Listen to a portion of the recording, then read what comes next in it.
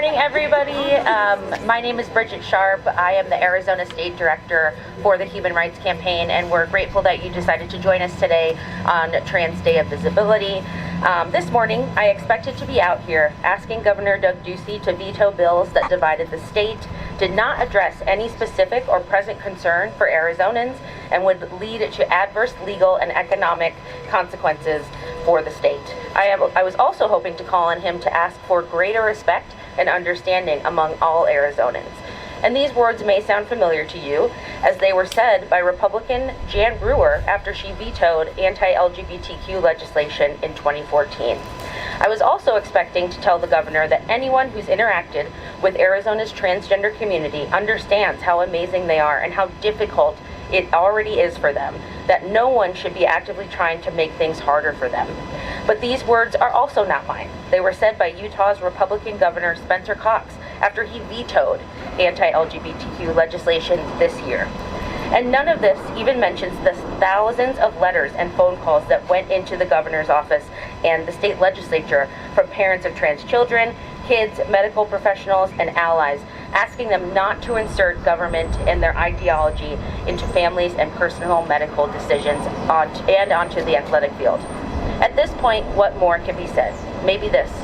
Governor, you signed bills that directly target and discriminate against some of the most vulnerable people in our state. People who are here today who deserve our love and our support. And it is my honor to introduce to you all an elected official who has gone beyond and above to protect LGBTQ plus students. Arizona Superintendent Kathy Hoffman.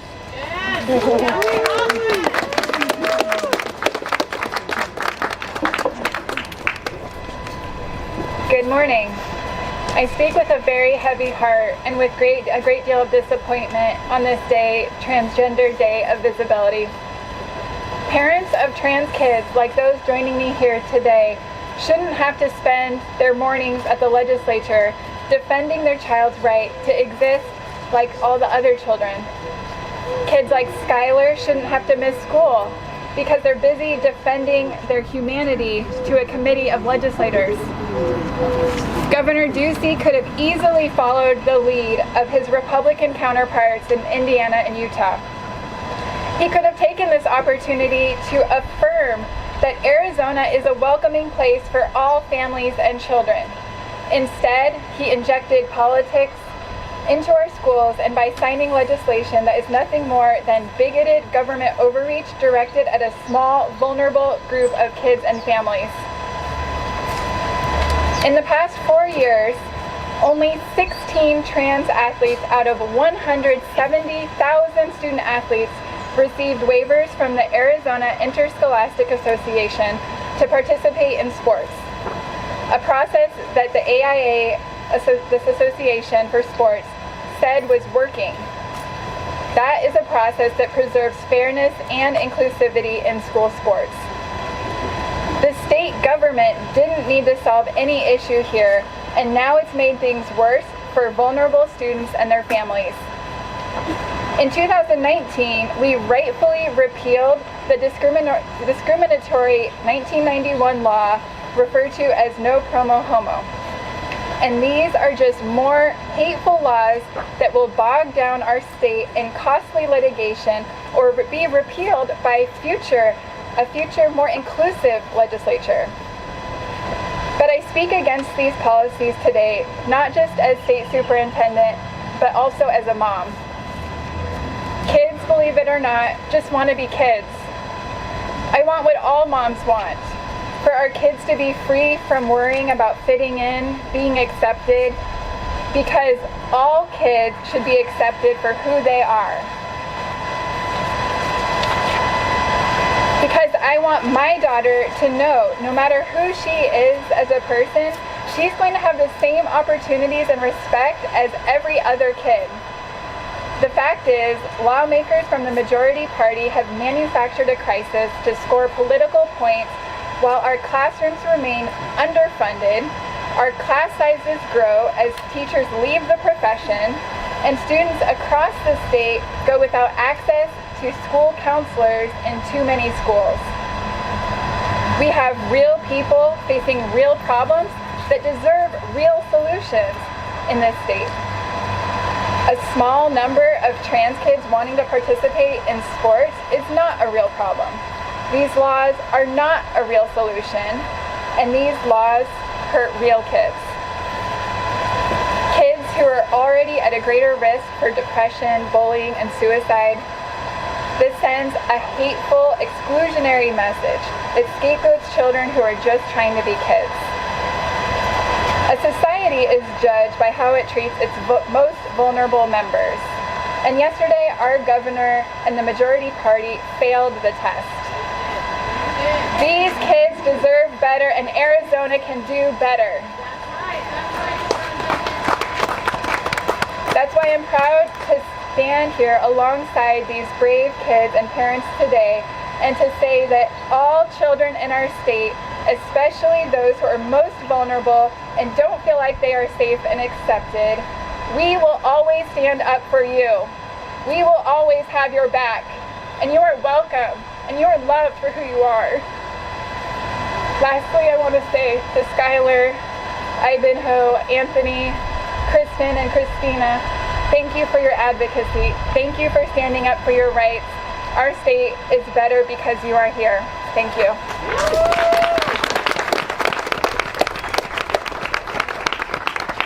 Thank you, Superintendent. We're going to go ahead and shut this sound off so that we can hear better and not get feedback. Thank you again, Superintendent, for being here. Now I would love to bring up Ivanhoe, a parent who has been very plugged in this session and would like to speak. Come on up.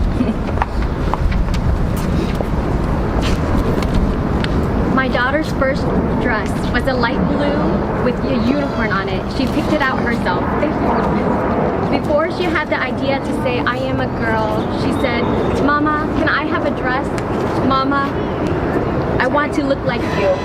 Through banning some types of medical care for transgender youth and preventing transgender students from participating in school sports consistent with their gender identity, our elected officials ultimately tells my daughter that they know her better than she does.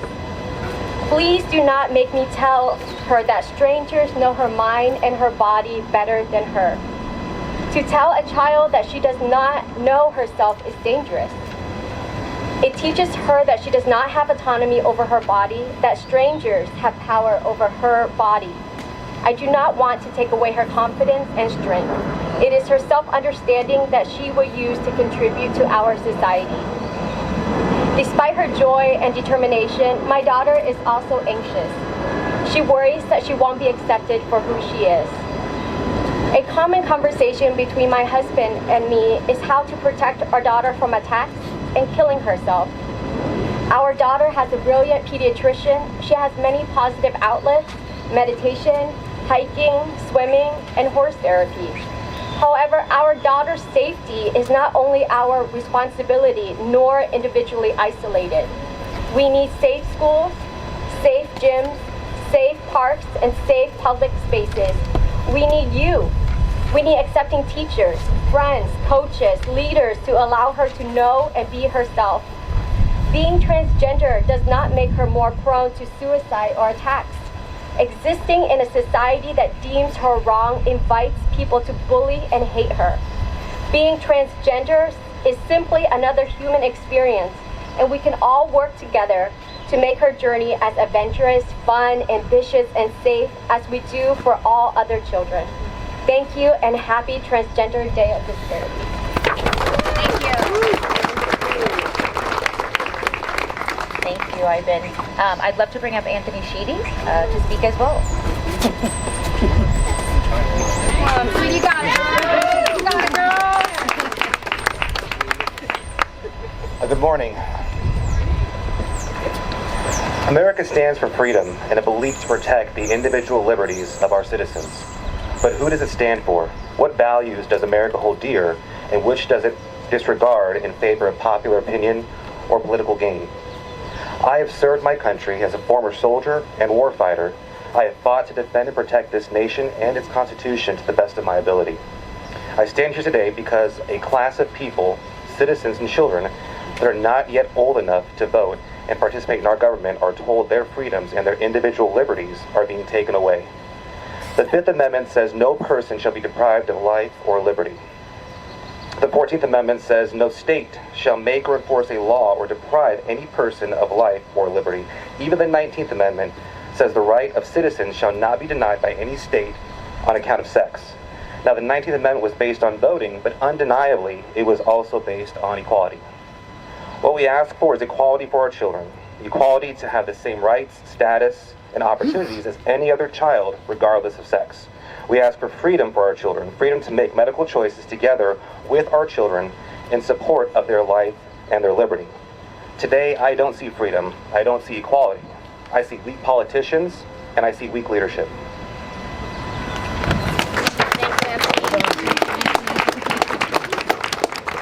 Thank you, Anthony. And now we'd love to bring up Christiana Hammond. She's a longtime activist and would like to speak.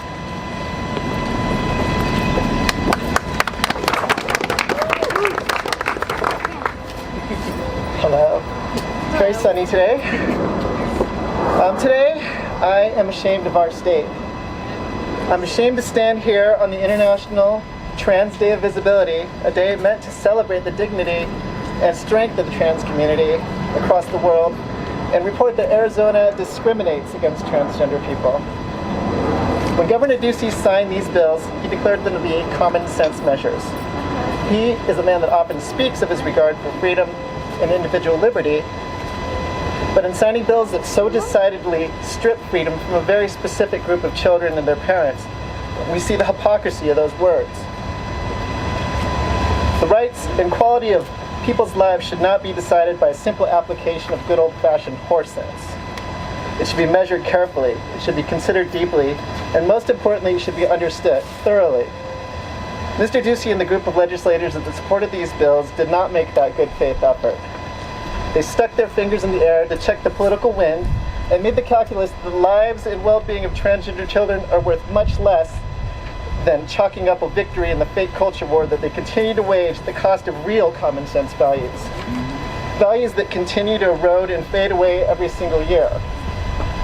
In signing these bills, Governor Ducey officially declares Arizona to be a state that discriminates, and every single Arizonan is much less well off for it. Thank you. Thank you. Thank you so much, Christiana. And now we will bring up Kristen Downing. She is joining us all the way from Tucson. Woo! Tucson!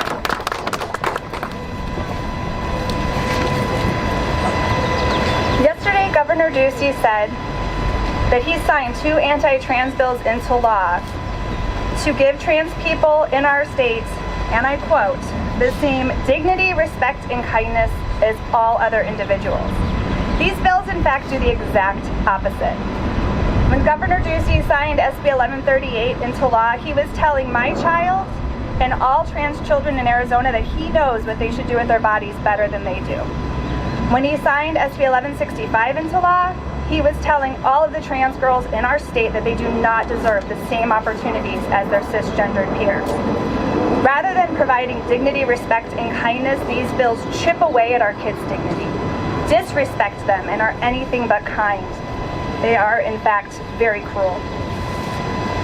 Minors in our state have the option to have breast augmentation or reduction surgery with parental consent, as long as they aren't trans. Parents in our state have the right to make healthcare decisions for and with their kids, as long as their kids aren't trans. Girls in this state have the right to play sports with their friends, as long as they aren't trans. The message is clear. Governor Ducey and others in our legislature want to provide the aforementioned dignity, respect, and kindness for everyone in the state, as long as they aren't trans. We are not backing down. We are going to keep fighting for our kids. Right. Harder. We are going to work tirelessly as parents, advocates, and allies to elect people to our government who will stand up and speak up for our kids. This fall, we have that very opportunity. If you're a member of the trans community listening right now, please know that on this day of trans visibility, we see you, we celebrate you, we love you, and we are going to keep fighting for you. We are not going to let our government erase you. You are valid, you are worthy, and you are so much more than your pronouns and gender identity. And we are going to keep fighting for you.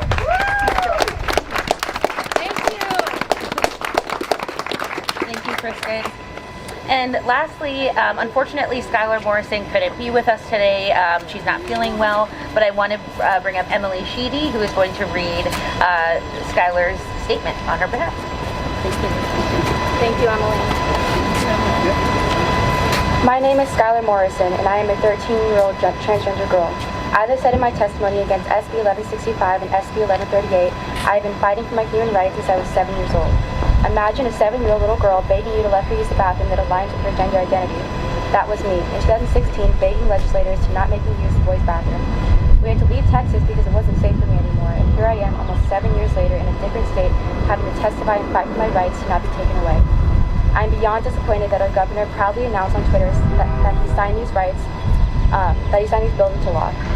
When Governor Ducey was elected, he promised to protect all Arizonans and make the right choice. It's been clear for a long time he doesn't care about LGBTQ+ children. I want to feel safe and be a carefree kid, but here I am still fighting for my rights. One of my trans friends texted me and told me he couldn't stop crying. That honestly just broke my heart and made me realize that everything I said during my testimony about these bills harming trans kids has now become our reality. 7 years and 2 states later, when will this discrimination against innocent children stop? When will legislators stop using me to score political points?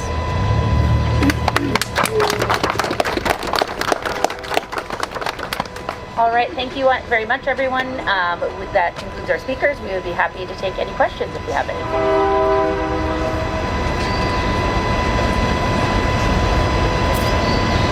I'd like to for any of the speakers. So what is next? What are actual steps that you guys are going to take? What are you guys doing right now? So, from an HRC perspective, one of the things we will be working on is electing pro-equality candidates to the Arizona legislature this fall. There will also definitely be court cases against both of these bills as passed, and so we will be a part of that effort as well. But the electoral piece we believe is really important, and I would invite anyone else who would like to speak as well. But those are our big goals right now. And of course, pass the Equality Act at the federal level.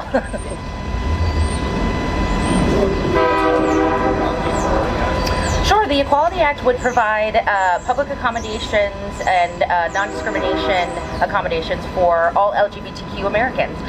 There's a lot of piecemealing going on. There was an attempt to pass a non-discrimination bill in Arizona this year. There have been attempts to pass a similar bill in past years, and so the Equality Act would give those protections to all LGBTQ Americans, not just Arizonans. One of the statements that Governor Ducey made yesterday was that he wished that the AIA and the NCAA would have stepped in and done something about fairness to begin with.